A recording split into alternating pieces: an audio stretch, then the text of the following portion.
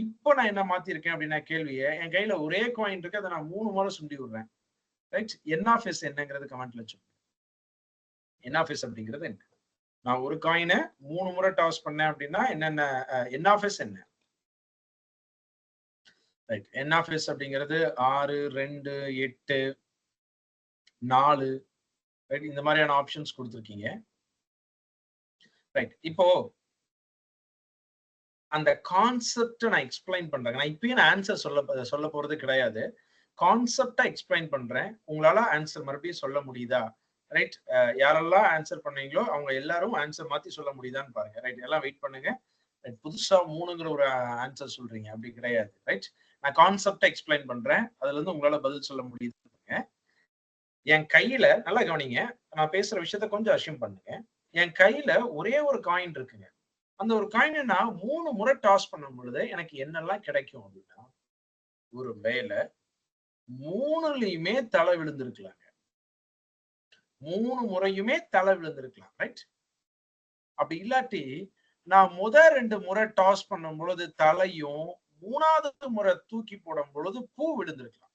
அப்படி இல்லாட்டி முறை தலை, 2வது முறை பூ விழுந்துட்டு 3வது முறை தலை விழுந்திருக்கலாம். அப்படி இல்லாட்டி முறை தலை விழுந்துட்டு பூ விழுந்துட்டு அடுத்த 2 முறை தலை விழுந்திருக்கலாம்.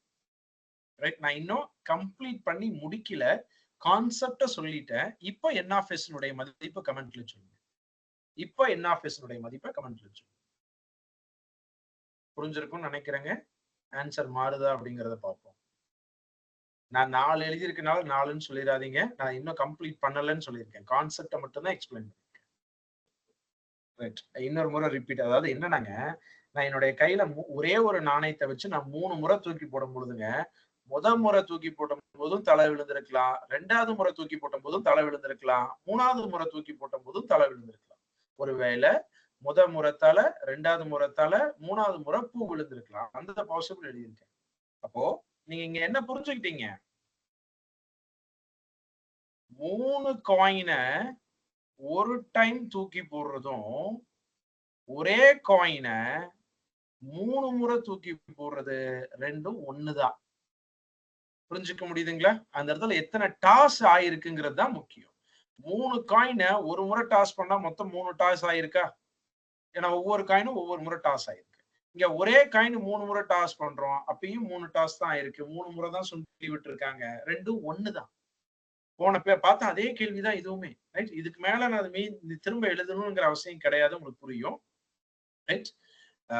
ரெண்டுமே ஒண்ணுதாங்க. எதுக்காக தெளிவா இந்த ஒரு விஷயத்த பாக்குறோம் அப்படின்னா, நம்மளுடைய புக்ல 2 கேள்வி இந்த மாதிரி மாத்தி கொடுத்திருக்காங்க. அதாவது மாத்தினா தப்பா கொடுக்கல, கொஞ்சம் டிஃபிகல்ட்டா இருக்கிறதுக்காக அதை மாத்தி கொடுத்திருக்காங்க. என்னன்னா, அதிகபட்சமா எல்லா காயினுமே பாத்தீங்கன்னா 3 காயினை ஒரு முறை சுண்டி விடுறாங்கிறது தான் இருக்கும். ஒரு 2 கேள்வியில பாத்தீங்க அப்படின்னா ஒரு காயினை 3 முறை சுண்டி விடுறேன்னு இருக்கும். இப்போ ஒருவேளை ஒரு காயினை 3 முறை சுண்டி விடுறோம் அப்படின்னு நம்ம கேள்வி கேட்கும் பொழுது எஸ் நீங்க தப்பா எழுதிட்டீங்கன்னா என் ஆஃப் எஸ் தப்பாயிரும். இந்த எஸ் வச்சு நீங்க பதில் சொல்லக்கூடியது தப்பாயிரும். அப்ப நீங்க நிகழ்தகவை பொறுத்த வரைக்கும் எஸ் தெரிஞ்சா மட்டும் தாங்க பதில் சொல்ல முடியும். எஸ் நீங்க தப்பு பண்ணிட்டீங்கன்னா மொத்த ஆன்சர் தப்பு தான். எஸ் சரியா எழுதிட்டீங்கன்னா நீங்க தப்பு பண்றதுக்கு வாய்ப்பே இல்லை. புரிஞ்சுக்க முடியுதா? ரைட். இப்ப என்ன தெரிஞ்சுக்கிட்டீங்க? ஒரு காயினை 3 முறை டாஸ் பண்ணாலும் சரி, 3 காயினை ஒரு முறை டாஸ் பண்ணாலும் சரி, ரெண்டும் ஒண்ணுதான். சரிங்களா? அடுத்து 4 காயினுக்கு போகும். ரைட். 4 காயினை தூக்கி போடுறதுல ஒரு 4 கேள்விதான் கேட்க முடியும். என்னங்கிறது பார்ப்போம். 4 காயினுக்கு என் ஆஃப் எஸ் அப்படிங்கிறது என்னவாக இருக்கும்? 4 காயினுக்கு என் ஆஃப் எஸ் எவ்வளவாக இருக்கும்? அதிகபட்ச கான்செப்டை ரிப்பீட் பண்ண சொல்லி கேட்டிருந்திருக்கீங்க. நான் ரிப்பீட் பண்றேன். ரைட். இங்க முடிச்சிடலாம். என் ஆஃப் எஸ் 4 காயினை டாஸ் பண்ணும் பொழுது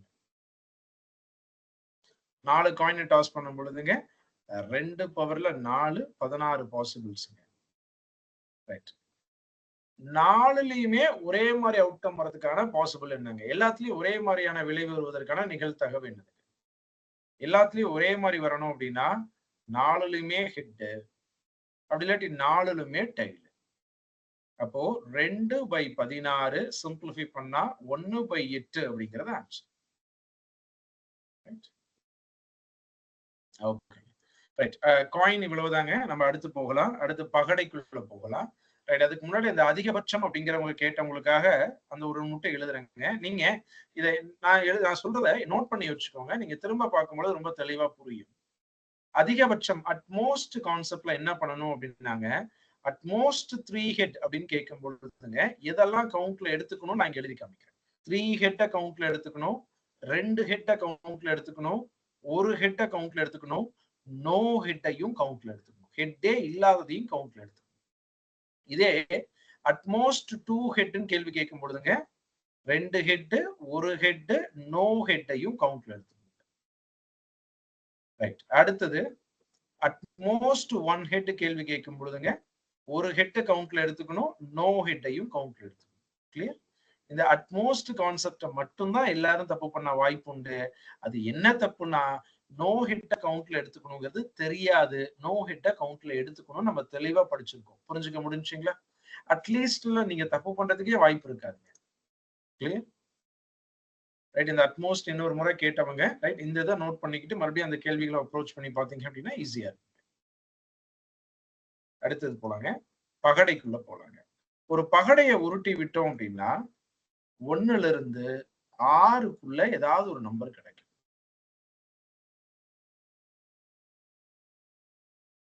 ரைட். ஒரு பகடையில 6 பக்கங்கள் இருக்குங்க.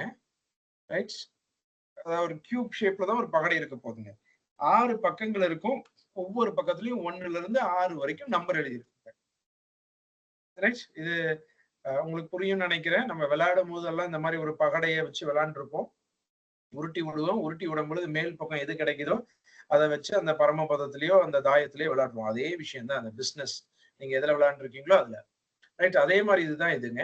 இப்போ நீங்க உருட்டி விடும் பொழுது மேல் பக்கம் என்ன இருக்கு அப்படிங்கறத சொல்றதுதான் இது விழுகணும் அப்படின்னு நம்ம பேச முடியும். ரைட். அப்போ என்எஃப்எஸ் அப்படிங்கிறது 6. 6 பாசிபிள் ஏதாவது ஒண்ணு கிடைக்கணும் இல்லைங்களா? அப்ப என்எஃப்எஸ் அப்படிங்கிறது 6. இப்ப நம்ம ஆன்சர் பண்ணலாம். கேள்வி கேட்கலாம். முதல் கேள்வி. ரைட். நான் ஒரு பகடைய உருட்டி விடும் பொழுதுங்க ஒரு இரட்டைப்படை எண் கிடைப்பதற்கான நிகழ்தகவு என்ன?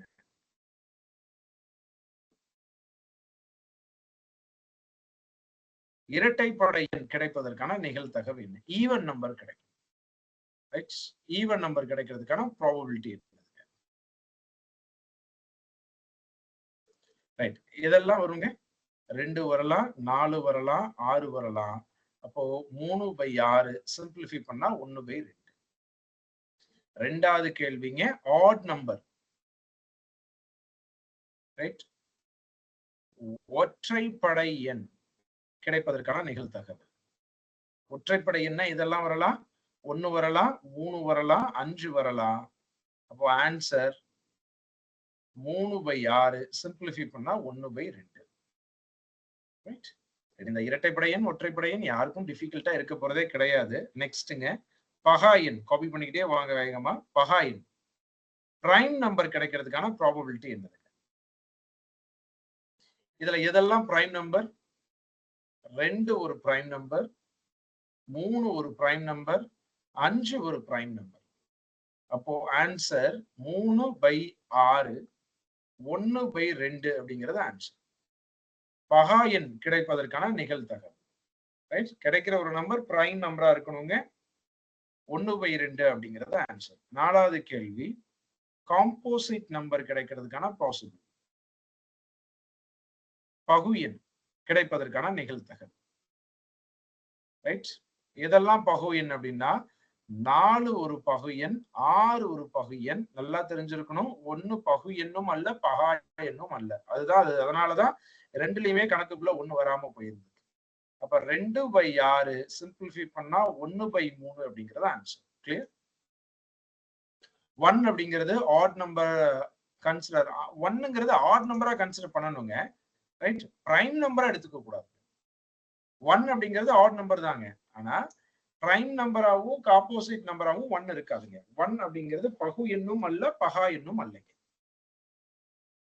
ரைட். அடுத்த கேள்வி கேட்கிறேங்க. 5வது கேள்வி.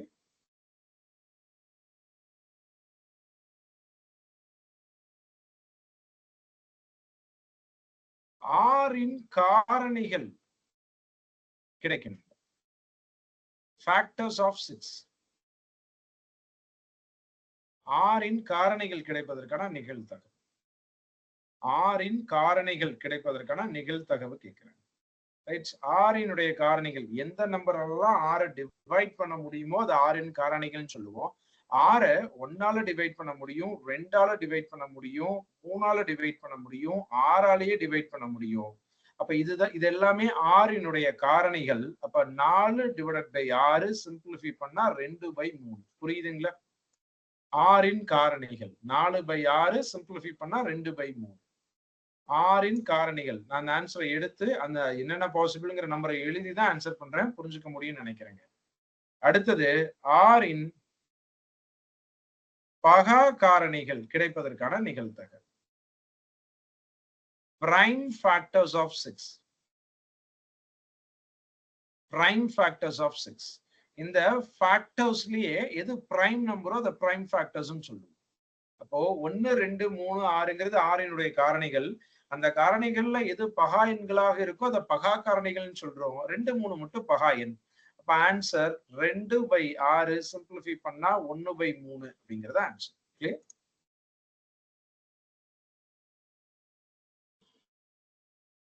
சோ 2 அப்படிங்கிறது ஒரு பகா எண். 2 என்ன எண் அப்படின்னு கேட்டிருக்கீங்க. 2 அப்படிங்கிறது ஒரு பகா எண். 2 மட்டும்தான் வந்து பாத்தீங்க அப்படின்னா இரட்டைப்படை எண்ணா இருக்கக்கூடிய ஒரே பகா எண்ணுங்க. 2 தவிர எல்லா பகா எண்களும் வந்து பாத்தீங்க அப்படின்னா ஒற்றைப்படை எண்ணாக மட்டும்தான் இருக்கும். ரைட். இதுல வேற என்ன கேள்வி கேட்கலாம் அப்படின்னா, 4ஐ விட பெரிய எண் கிடைப்பதற்கான நிகழ்தகவு என்ன? 7வது கேள்வி. 4ஐ விட பெரிய எண் கிடைப்பதற்கான நிகழ்தகவு. 4ஐ விட பெரிய எண் greater than 4 கிடைக்கிறதுக்கான பாசிபிள் என்னதுங்க? இதெல்லாம் greater than 4ங்க. 5 வரலாம், 6 வரலாம். அப்ப ஆன்சர் 2/6 சிம்பிளிஃபை பண்ணா 1/3. 4ஐ விட பெரிய எண்கள் கிடைக்கணும் அப்படின்னு இதெல்லாம் வரலாங்க. 5 6 வரலாம். அப்போ நான் 5 6ங்கிற மொத்தம் 2 பாசிபிள். 2/6 சிம்பிளிஃபை பண்ணா 1/3. 8வது கேள்வி. less than 4. 4ஐ விட சிறிய எண் கிடைப்பதற்கான நிகழ்தகவு. 4ஐ விட சிறிய நம்பர்னா 1 2 3. இந்த 3ல ஏதாவது ஒண்ணு வரலாம். அப்ப 3/6 1/2 அப்படிங்கிறது ஆன்சர். எல்லாத்தாலையும் புரிஞ்சுக்க முடியுது இல்லைங்களா? ரைட். காப்பி பண்ணிக்கோங்க. அடுத்து போவோம். இதுல ஏதாவது ஒரு நம்பர் வராம இருக்கணும்னு சொல்ல கூட கேள்வி கேட்கலாம். நம்ம ஏற்கனவே பேசுனதுதான். ரைட். அடுத்து நம்ம 2 பகடைக்குள்ள போலாங்க. ஒரு பகடை முடிஞ்சு அடுத்து 2 பகடைக்குள்ள போலாம். இதுக்கு முன்னாடி எக்ஸாம்ல கேட்ட ஒரு கேள்வியை நான் கேட்கிறேன். உங்களால ஆன்சர் பண்ண முடியுதான்னு பாருங்க. ஒரு காயினையும் ஒரு பகடையையும் ஒரே நேரத்துல சொல்றாங்க. அதாவது நம்ம பகடைங்கிறது தனியா படிச்சோம். பகடை அப்படிங்கிறது தனியா படிச்சோங்க. நாணயம் காயின்ங்கிறது தனியா இப்ப படிச்சிருக்கோம். இப்ப அது ரெண்டையும் சேர்த்தி பண்றாங்க. ஒரு கையில பகடை இருக்கு, ஒரு கையில வந்து பாத்தீங்க அப்படின்னா காயின் இருக்கு. இப்ப ரெண்டையும் நான் தூக்கி போடும் பொழுது கேள்வி நான் கேட்கறது அடுத்து இருக்கட்டுங்க. அதுல இருக்கக்கூடிய என்எஃப்எஸ் எவ்வளவுன்னு சொல்லுங்க. இது எக்ஸாம்ல கேட்ட ஒரு கேள்விங்க. நான் ஏற்கனவே நிறைய முறை சொன்னதுதான். எஸ் சரியா சொல்ல தெரிஞ்சாதான் உங்களால என்எஃப்எஸ் எவ்வளவுன்னு சொல்ல முடியும். எஸ் சரியா சொன்னாதான் அதுக்கு நமக்கு கேள்விக்கான ஆன்சர் சொல்ல முடியும். அதனால நான் கேள்வி அடுத்து கேட்கிறேன். இந்த கான்செப்ட்ல எஸ் என்எஃப்எஸ்ங்கிறது எவ்வளவு? இந்த கேள்வியில என்எஃப்எஸ் அப்படிங்கிறது எவ்வளவு? So very good. பிரேமா கரெக்ட்டுங்க.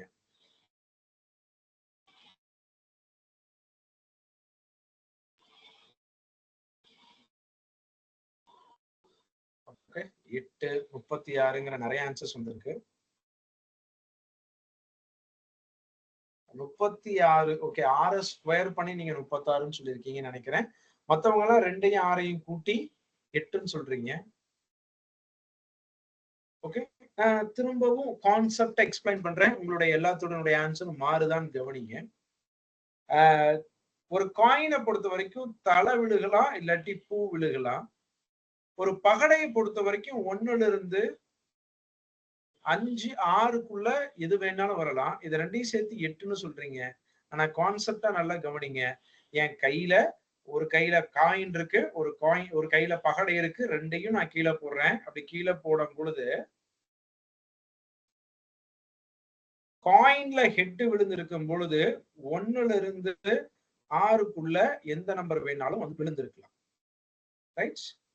காயின்ல ஹெட்னு விழுந்திருக்கும் போதுங்க இதுல 1ல இருந்து 6க்குள்ள எந்த நம்பர் வேணாலும் விழுந்திருக்கலாம் இல்லைங்களா? அதே மாதிரி காயின்ல பூ விழுந்திருக்கும் பொழுது இதுல 1ல இருந்து 6க்குள்ள எந்த நம்பர் வேணாலும் விழுந்திருக்கலாம். ரைட்? இது எக்ஸாம்ல கேட்ட கேள்விங்க. எஸ் நம்ம தப்பு பண்ணிட்டோம் அப்படின்னா அந்த கேள்வியினுடைய ஆன்சர் கண்டிப்பா தப்பா மட்டும்தான் இருக்குங்க. அப்போ n of s வேல்யூ 12. ஒருத்தர் மட்டும் சரியா சொல்லியிருக்கீங்க. Very good.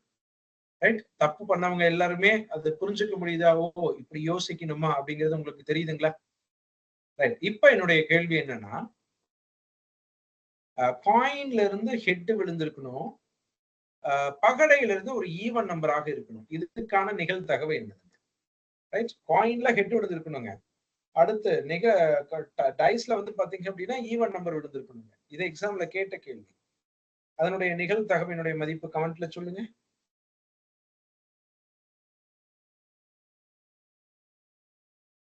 So very good. Head விழுகணுக்கும் அடுத்தது ஈவன் நம்பர் இருக்கும். 1 2 3. அப்போ 3 டிவைடட் பை மொத்தம் 12 1/4 அப்படிங்கிறது answer. Very good. Correct.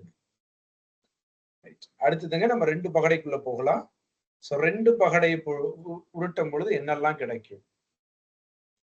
Right? ரெண்டுலயுமே 1 1ங்க. அடுத்து முதல் பகடையில 1 விழுகும் பொழுது ரெண்டாவது பகடையில 1ல இருந்து 6க்குள்ள எந்த நம்பர் வேணாலும் விழுந்திருக்கலாம். அதே மாதிரி ரெண்டாவது பகடையில 2ன்னு விழுகும் பொழுதுங்க 6 நம்பர்ல எது வேணாலும் விழுந்திருக்கலாம். ரைட்? இதை நீங்களும் எழுதிக்கோங்க. ஏன்னா அடுத்தடுத்த கேட்கக்கூடிய கேள்விகளை இதை பார்த்துதான் நம்ம பதில் சொல்லணும். இப்ப நான் என்ன எழுதிட்டு இருக்கேன் அப்படின்னா 2 பகடை உருட்டும் பொழுது என்னென்ன எஸ் இருக்கும், என்னென்ன வாய்ப்புகள் வரும் அப்படிங்கிறத எழுதிட்டு இருக்கோம்.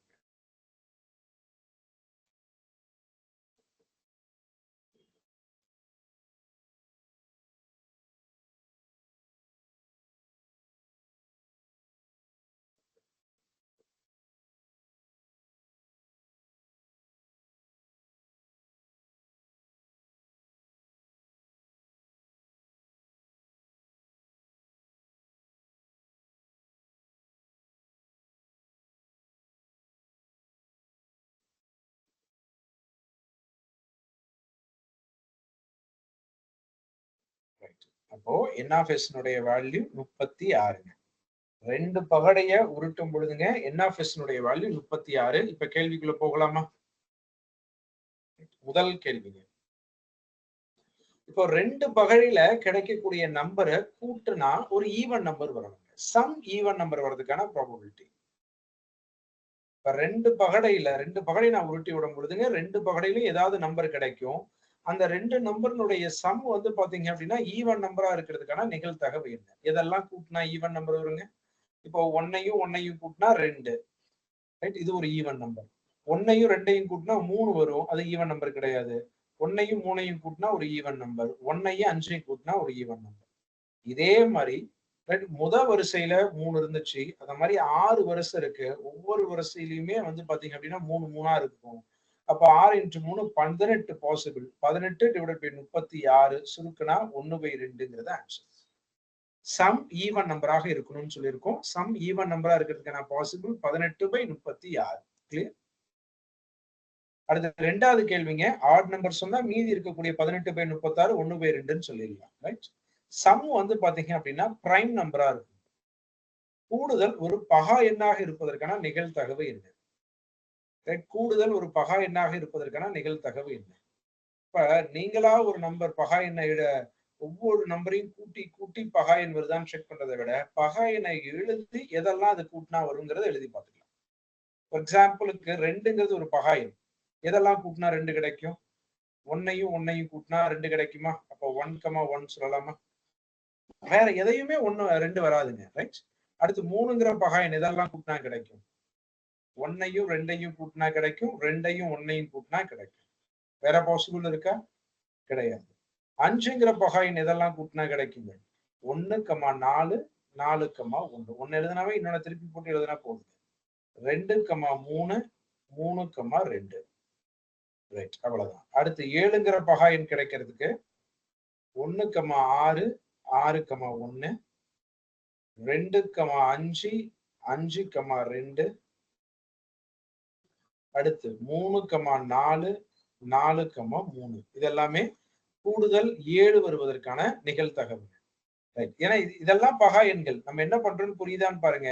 நீங்க 36ஐயும் ஒன்னொன்னா கூட்டி 10 பகா என்னான்னு எழுதுறதுல தப்பு கிடையாதுங்க. அதை விட நீங்க வேகமா எப்படி போடலாம் அப்படின்னா, பகாயன் எதுன்னு எழுதிட்டு அது எதெல்லாம் கூட்டினா வருங்கிறத கண்ண மூடிட்டு எழுதிடலாம். அடுத்து 7க்கு அப்புறம் இருக்கக்கூடிய பகாயன் 11.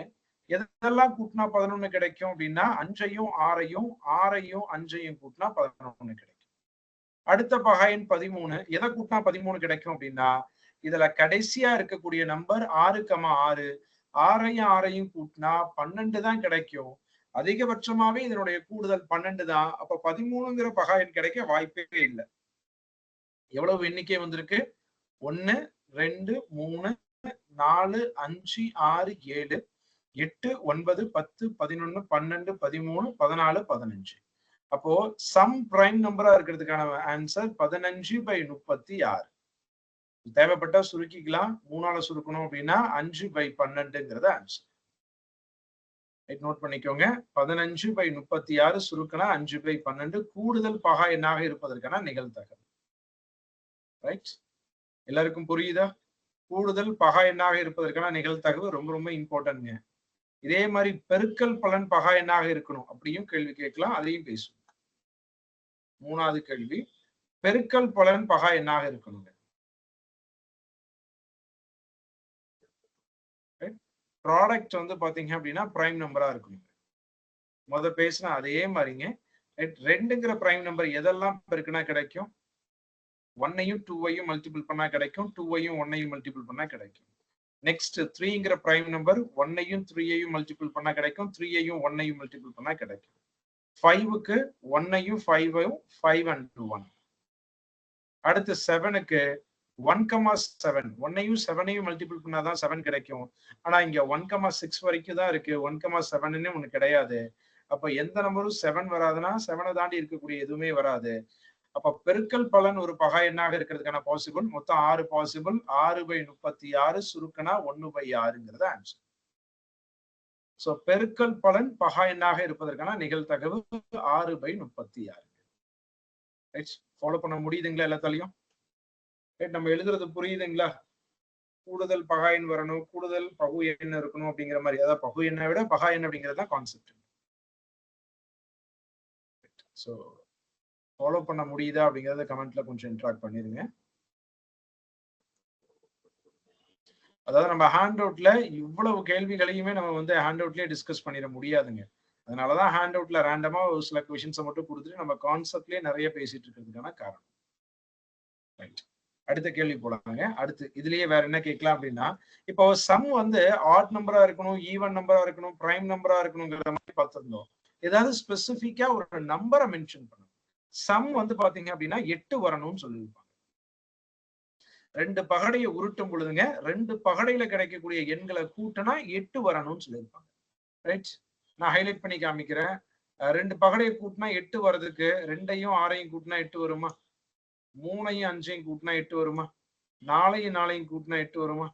5ஐயும் 2ஐயும் கூட்டினா 8 வருமா? சாரி, 5ஐயும் 3ஐயும் கூட்டினா 8 வரும். 5ஐயும் 3ஐயும் கூட்டினா 8 வரும். அடுத்து 6ஐயும் 2ஐயும் கூட்டினா 8 வரும். எவ்வளவு பாசிபிள்ஸ் இருக்கு? 1, 2, 3, 4, 5. அப்ப ஆன்சர் 5/36. ரைட், எப்படி நம்ம சம் வந்து பிரைம் நம்பரா இருக்கணும், ஆட் நம்பரா இருக்கணும் பேசணுமோ அந்த மாதிரி சம் வந்து ஏதாவது ஒரு பர்டிகுலர் நம்பரை மென்ஷன் பண்ணிருக்கலாம். நான் 8ன்னு ஒரு எக்ஸாம்பிள் சொல்லியிருக்கேன். அவங்க 10 சொல்லியிருக்கலாம், 11 சொல்லியிருக்கலாம், எவ்வளவு வேணாலும் சொல்லியிருக்கலாம். அப்போ சம் வந்து பாத்தீங்க அப்படின்னா 8 வரணும்னா ஃபர்ஸ்ட் 8 எதுல வரும்னு தெரிஞ்சா போதுங்க. அந்த டயகனல் அப்படியே 8ஆக தான் இருக்கும். ஃபர்ஸ்ட் 8 இங்கயா 2,6ல. ரைட், இந்த டயகனல் ஃபுல்லாவே அடுத்தடுத்த 8ஆவே இருக்கும். அது எந்த நம்பர் எடுத்துக்கிட்டாலும் 9 எடுத்துக்கிட்டீங்க அப்படின்னா ஃபர்ஸ்ட் 9ல இருந்து டயகனல் பாத்தீங்கன்னா எடுத்தது எல்லாமே இருக்கும். இப்போ சம் 8ன்னு சொன்னதுக்கு பதிலா 10, 12ன்னு எது வேணாலும் சொல்லலாம். ஒருவேளை சம் வந்து 8ஐ விட பெரிய நம்பர் அப்படின்னா இந்த டயகனலுக்கு கீழே இருக்கக்கூடிய நம்பர் எல்லாம் கவுண்ட்ல எடுத்துக்க போறோம்.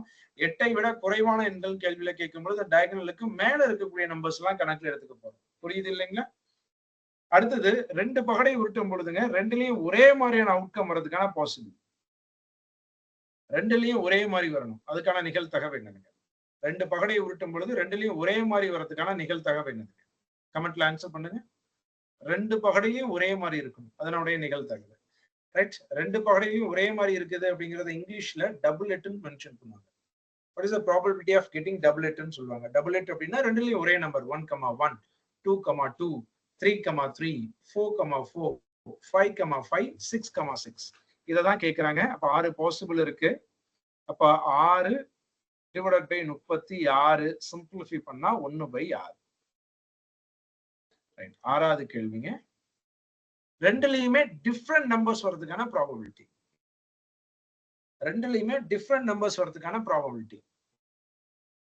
போன கேள்வியில 2லயும் ஒரே நம்பர் வரணும்னு சொன்னேன். இந்த கேள்வியில 2லயும் வெவ்வேறு எண்கள் வருவதற்கான நிகழ்தகவு. கரெக்டா ஆன்சர் பண்ணுங்க. 2லயும் வெவ்வேறு எண்கள் வருவதற்கான நிகழ்தகவு. 6 நம்பர் ஒரே மாதிரி இருக்குன்னா மீதி 36 நம்பர் வேற வேற ஏதா இருக்க போகுது. சரி 30 நம்பர்.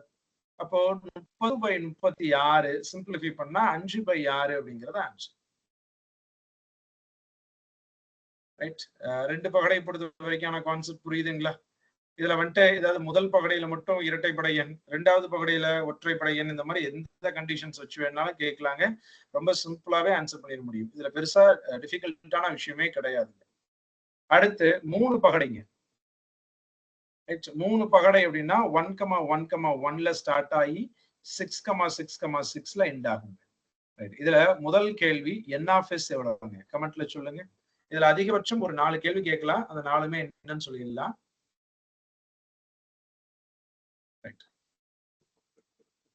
n(s) மதிப்பு என்னதுங்க? n(s) மதிப்பு என்னதுங்க? 216. ரைட்.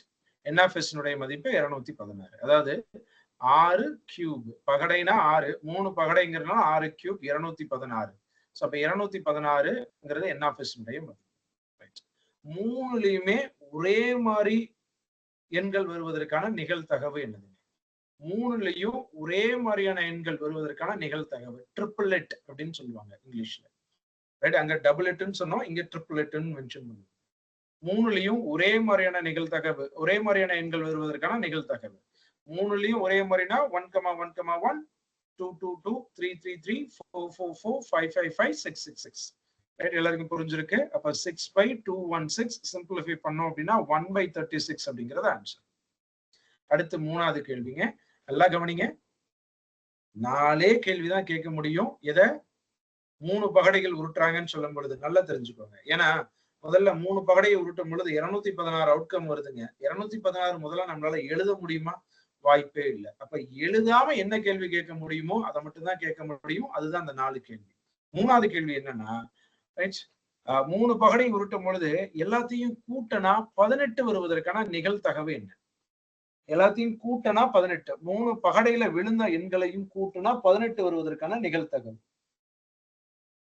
சோ 3 பகடையில விழுந்த எண்களையும் கூட்டனா 18 வருவதற்கான நிகழ்தகவு.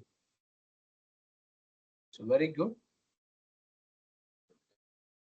கொஞ்சம் ட்ரை பண்ணீங்கன்னா சொல்லிட முடியுங்க. இதுக்கு நீங்க முன்னாடி படிச்சிருக்கணுங்கிற அவசியம் கூட கிடையாது. ரைட். அதாவது இந்த நான் எழுதுனதை பார்ப்போம். கடைசியா 6,6,6,6ன்னு எழுதியிருக்கோங்க. 3ஐயும் கூட்டினா 18. இதுக்கு முன்னாடி என்ன இருக்கும்? 6,6,5. அப்பதான் 6 6 6 மாறி இருக்கும். இதெல்லாம் கூட்டினா 17. இதுக்கு பின்னாடி இருக்கக்கூடிய நம்பரை கூட்டினா 17னா அப்ப அதுக்கு முன்னாடி எங்கேயுமே 18 வந்திருக்க வாய்ப்பே இல்லை. 18 இதுதான். அப்போ 1/216 அப்படிங்கிறது ஆன்சர். சம் 18 வரதுக்கான ப்ராபபிலிட்டி 1/216. இது புரிஞ்சுச்சா அப்படிங்கறத கமெண்ட்ல சொல்லுங்களேன். ரைட். ஏன்னா அடுத்த கேள்வி இது புரிஞ்சாதான் பதில் சொல்ல முடியும். ரைட். குட். நான் அடுத்த கேள்வி கேட்கறேங்க. ரைட், நான் ரொம்ப தெளிவா சொல்றேன், நல்லா கவனிச்சுக்கோங்க. அவசரப்பட்டு பதில் சொன்னீங்கன்னா அந்த ஆன்சர் தப்பா தான் கண்டிப்பா இருக்குங்க. ரைட், அதாவது என்ன சொல்ல வரேன் அப்படின்னா, நான் அடுத்து கேட்கக்கூடிய கேள்விக்கு தப்பா தான் பதில் சொல்லுவீங்க. ரைட், அதனால அவசரப்படாம யோசிச்சீங்க அப்படின்னா சரியா பதில் சொல்ல முடியும். நான் கேட்ட உடனே ரைட், இன்னும் சிம்பிளா கூட புரிஞ்சுக்கோங்க. நான் கேட்ட உடனே உங்களுக்கு ஒரு பதில் தோணும், அது தப்பு அப்படிங்கிறத புரிஞ்சுக்கோங்க. கேள்வி என்னன்னா, ரைட், இது சம் 18 சொன்னா இப்ப சம் 17 வர்றதுக்கான ப்ராபபிலிட்டி, கூடுதல் 17 வருவதற்கான நிகழ்தகவு என்ன?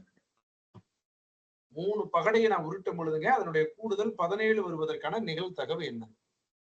கூடுதல் 17 வருவதற்கான நிகழ்தகவு. ரைட், ஆன்சர் பார்க்கலாங்க. அதாவது இதுக்கு முன்னாடி நம்பர் 16 17ன்னு சொல்லிட்டோம். இதெல்லாம் வந்துச்சுன்னா 17 6, 6, 5 17. இதுல இருந்து நீங்க என்ன புரிஞ்சுக்கலாம்னா 2 6 ஒரு 5 வந்தா 17 வரும். 2 6 ஒரு 5. அந்த 2 6 ஒரு 5 அந்த 2 6 ஒரு 5 என்னென்ன பாசிபிள்ல நம்மளால கொண்டு வர முடியும் அப்படிங்கறது பாருங்க. 6, 5 5, 6, 6 இப்படி கொண்டு வர முடியுமா? மொத்தம் 3 பாசிபிள் இருக்கா? அப்ப ஆன்சர் 3/216. புரிஞ்சுக்க முடியுதா?